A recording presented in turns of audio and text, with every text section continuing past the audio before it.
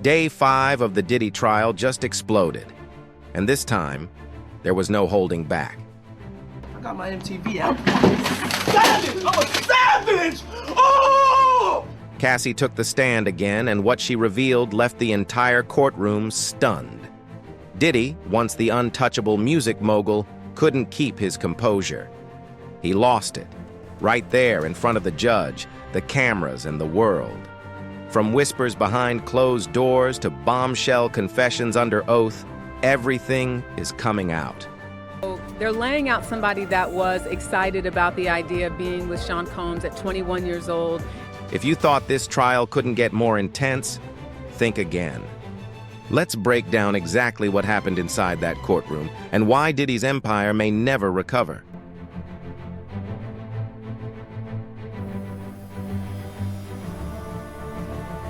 Diddy's image shattered before the jury. Day 5 of the federal trial against Sean Diddy Combs was nothing short of explosive. At the heart of the courtroom drama stood Cassie Ventura, his former girlfriend and now one of the most pivotal accusers in the case. Poised and visibly pregnant, Cassie walked into the courtroom wearing a fitted brown dress, her head held high, refusing to even glance at the man she once loved. The same man once hailed as a music mogul, a kingmaker, and a hip-hop legend watched helplessly as his image unraveled. When Cassie took the stand, she described a side of Diddy that the public had never seen. Her testimony was chilling. Having sex with Diddy. I think they're trying to use what they can, again, to discredit her as a witness. She alleged that Combs controlled every detail of her life, what she wore, the lighting in the room, and even how she should behave during sexual encounters, including shocking freak-offs, which she described as voyeuristic sessions orchestrated by Combs where he watched her have sex with others. She said she went along with it because she was young, just 21 or 22, naive, and desperate to please him. They're laying out somebody that was excited about the idea of being with Sean Combs at 21 years old and her future plans. The courtroom fell silent as she recalled the infamous 2016 hotel incident, where Combs was caught on video allegedly assaulting her. That footage, according to his legal team, simply shows a jealous outburst, not sex trafficking. But now, for the first time, jurors are hearing Cassie's side of the story. And as her detailed emotional testimony continues to unfold, the carefully constructed legacy of Sean Combs is beginning to crack under the weight of her words. Sean Diddy Combs walked through the music industry like he owned it, because he practically did. The man built Bad Boy Records from nothing, turned artists into superstars, and created a brand that expanded beyond music into fashion, vodka, and media. On paper, Diddy was the ultimate success story, the guy who showed everyone how to turn hip-hop into an empire. Cassie takes the stand, and Diddy starts to crumble. It was all about image, business mogul, mentor, music visionary. For years, Sean Diddy Combs carefully cultivated the persona of a billionaire genius, the man who could do no wrong. Magazine covers celebrated his empire. Fans worshipped his every move. But according to testimony now rocking the courtroom, that polished exterior may have been hiding a much darker reality. While the world saw red carpets and custom suits, Cassie Ventura claims she was living a nightmare behind closed doors. And when she stepped into that courtroom, the contrast was jarring. So jarring it shook even the most seasoned observers. Diddy showed up on day 2, looking every bit the mogul, flanked by his army of high-powered attorneys, flashing confident nods, even smiling like he was walking into a board meeting. But that facade didn't last. Not once Cassie began to speak. Within 30 minutes of her testimony, the swagger was gone. The calm, calculated demeanor melted away. Witnesses said the confident kingmaker suddenly looked rattled, tense, agitated, visibly shaken. As Cassie detailed disturbing moments from their time together, Diddy's legal team leapt to object. again and again, each time sounding more frantic than the last. Imagine it. The man who once pulled the strings of an entire industry, who made and broke careers with a phone call, now unable to control his own reaction in court. Fidgeting, shifting, cracking under the weight of Cassie's words. And this is only the beginning. Cassie flips the power dynamic, and Diddy comes undone. When Cassie Ventura finally took the stand, the power in that courtroom shifted instantly. All eyes turned to Sean Diddy Combs, and what they saw was a man unraveling in real time. His face reportedly went pale, like someone had flipped a switch. First, he adjusted his tie, then his cufflinks, then nervously, just his hands. Witnesses watched as he scribbled notes at a frantic pace, shoving them toward his lawyers, so fast that one attorney had to physically raise a hand to slow him down. One court reporter described the moment as watching someone who, for the first time in his life, realized he had lost control of the story. Another courtroom observer said Diddy looked physically sick. A third mentioned seeing him close his eyes repeatedly, as if trying to block out both Cassie's voice and the truth she was finally telling. And this was only the beginning. As Cassie's testimony continued into the afternoon, the courtroom braced for what came next. Allegations so disturbing they threatened to shake the music industry to its core. MTV, I'm savage! I'm a savage! Oh! I'm a savage! Whatever I want, I'm going to get! Whatever I want, I have to get! The man who had spent decades shaping his public legacy, crafting every headline and controlling every narrative, was now facing a version of the story he couldn't edit, couldn't spin, and couldn't silence. At one point, Cassie was asked if she ever looked forward to the freak-offs, the voyeuristic sexual encounters Diddy allegedly orchestrated. She looked forward to the freak-offs. Why did Cassie express looking forward to these said freak-offs? Her voice cracked as she answered. "I did," she said, "but only because it meant I could spend one-on-one time with him. I really loved him."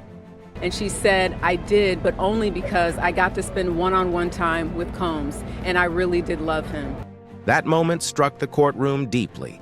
It revealed the heartbreaking psychological manipulation layered beneath the physical abuse. Cassie wasn't just describing violence. She was describing a young woman in love, confused, exploited, and trapped in a relationship where the lines between love, control, and trauma were brutally blurred. She's definitely laying out someone who was young, who was influenced by wanting to have this record career. She signed a 10-album deal with Bad Boy Entertainment, led by Sean Combs.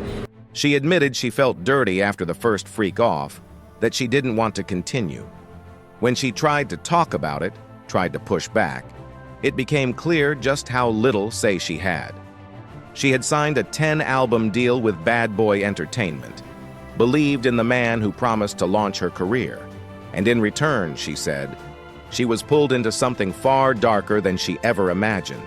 She was going to be with someone in this music industry that was going to help her career, that cared about her, but quickly learned after the freak-offs that that wasn't the case. And what I thought was also interesting, the empire Diddy built may have been made of music and money, but in that courtroom, it was Cassie's voice that finally took center stage.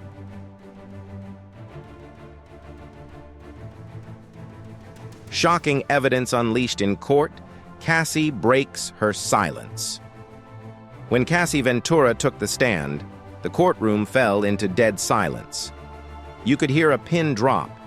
Everyone knew this moment was coming, but no one, not even Sean Diddy Combs' high-powered legal team, was prepared for the storm she was about to unleash. After years of silence, Cassie finally had her voice, and she used it with haunting precision.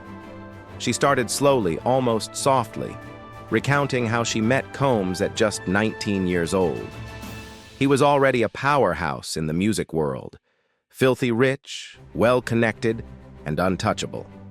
She was a young model, wide-eyed, chasing a dream of stardom. From day one, the power imbalance was staggering. and according to Cassie, Diddy knew exactly how to exploit it. Her testimony unfolded like a psychological thriller, each detail more disturbing than the last. It began with control. She told the jury how he allegedly demanded to know her every move. If she was out with friends, he'd just show up, uninvited, unannounced. She said he sabotaged her music career, threatened to shelf her songs, even blocked collaborations with other artists out of jealousy. So doing the sexy scenes, I have to be completely transparent. It's weird. And then came the most jaw-dropping claim. Cassie testified that Combs had tracking software installed on her phone. She recalled moments when he would call her just minutes after she arrived somewhere, already knowing exactly where she was.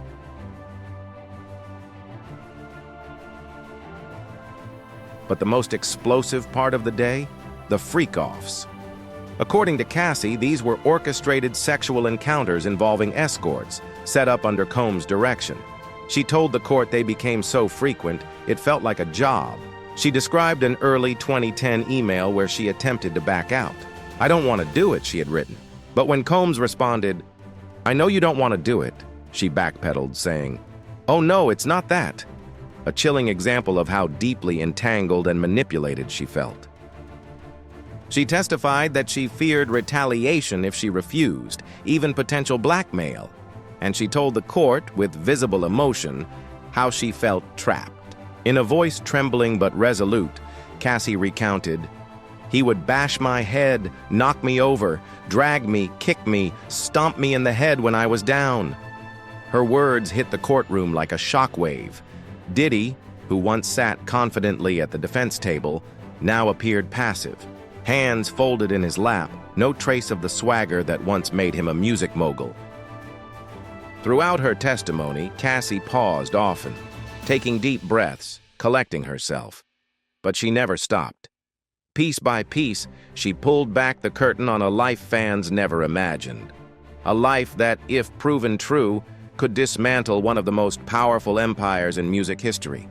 And the courtroom, still frozen, still watching. Because this was just the beginning. Courtroom stunned as Cassie produces damning evidence. Cassie Ventura told the court that Sean Diddy Combs didn't just control her, he isolated her. She claimed he slowly cut her off from friends one by one until she had no support system left. Anyone who might have helped her see a way out? Gone. According to her, by the time she realized what was happening, Diddy was all she had. The tension in the courtroom was so intense that the judge had to call for order 3 separate times. Diddy couldn't keep it together. He shook his head in disbelief, whispered loudly to his attorneys, and made exaggerated facial expressions right in front of the jury. Each time the judge warned him, he'd compose himself, but only for a few minutes before it all started again. One reporter described it as watching a man who'd spent his life in control suddenly realizing he couldn't shape the narrative anymore. Then came the moment that flipped the courtroom on its head. Cassie calmly pulled out her phone and handed it to her attorney. A hush fell as text messages and emails were projected on a large screen for the entire court to see. The look on Diddy's face? Pure shock. He had no idea she'd kept them. There were messages where he allegedly apologized for violent outbursts. Messages that appeared to threaten her career if she ever spoke out. Messages that directly contradicted what his PR team had told the media for years. And this wasn't even the bombshell. This was just the setup.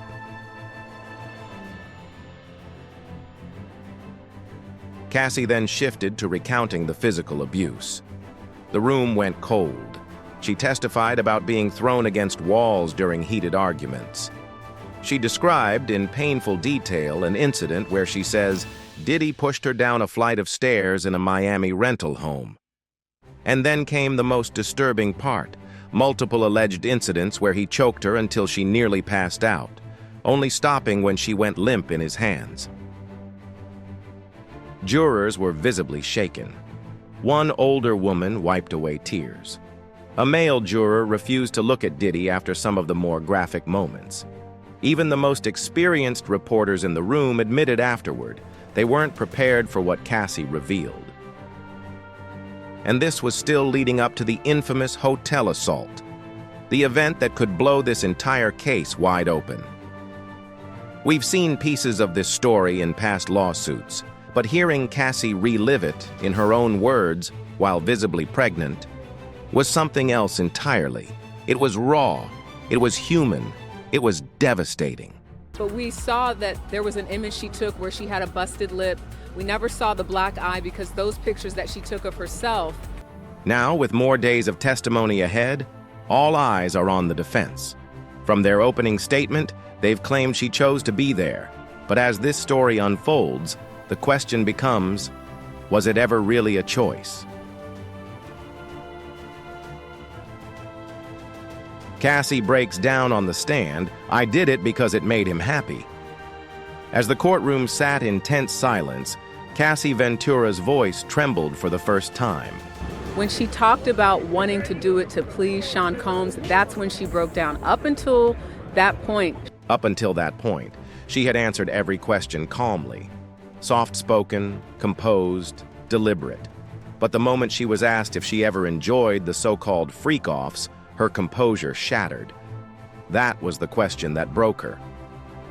"I enjoyed being with Sean Combs," she said, her voice cracking. "I did it because it made him happy." That's when she broke down, because she said, "I enjoyed being with Sean Combs." And she says, "I did it because it made him happy." It wasn't just about sex. It was about control, about a young woman trying to please the man who held her career and her life in his hands.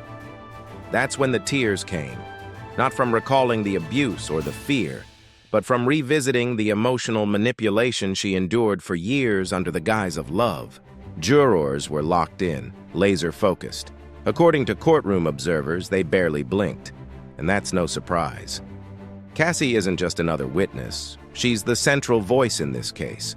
She lived inside this alleged nightmare for over a decade.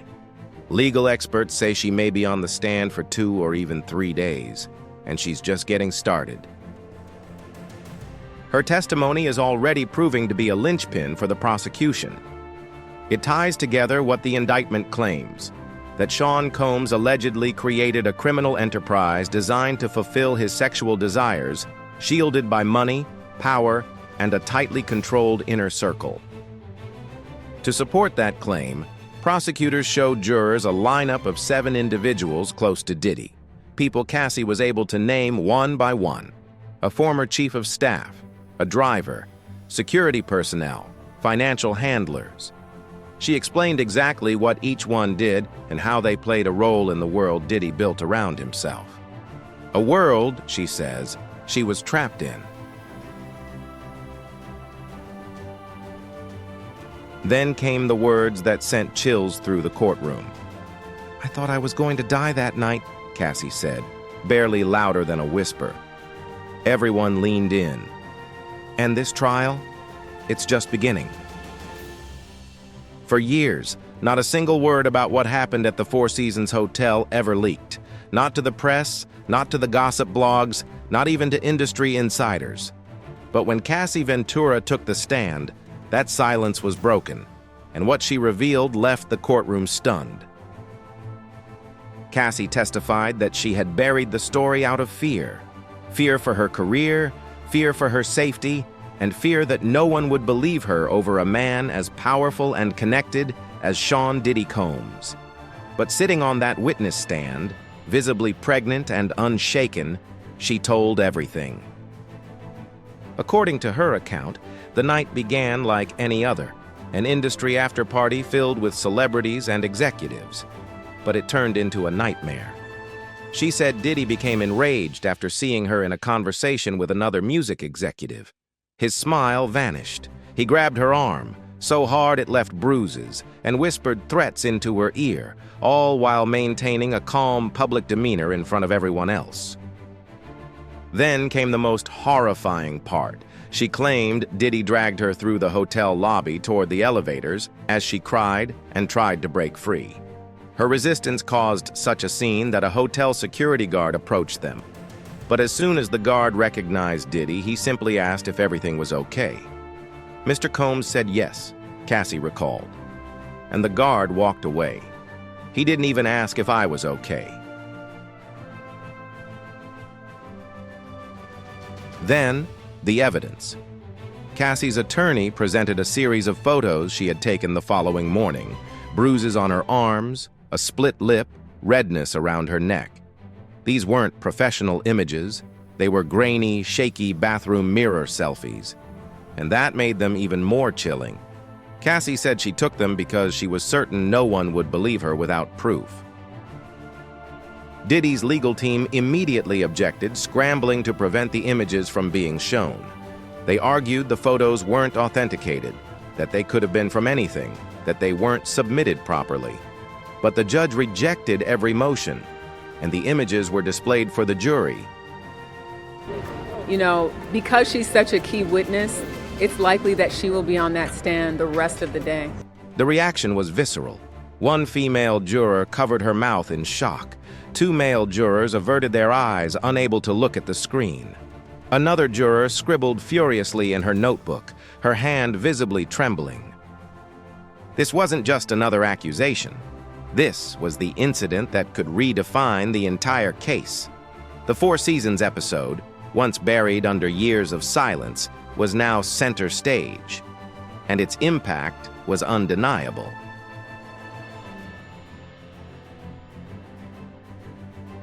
The bombshell no one saw coming.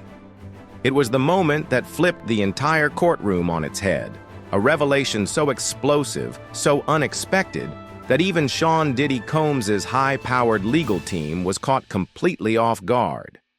No mention of it had ever appeared in filings, depositions, or public statements. The defense had no prepared rebuttal because they never saw it coming. Cassie Ventura delivered the shocker without flinching. She testified that during a separate, previously unknown hotel incident, Diddy allegedly hurled a champagne bottle at her head, missing by mere inches before it shattered against the wall. What followed, she claimed, was a violent rampage. He destroyed the room, smashed a lamp, flipped a table, and punched a hole through the bathroom door. But the most disturbing part? She says he then held her in that room against her will for over 48 hours. No phone, no contact, just threats of consequences if she dared call for help.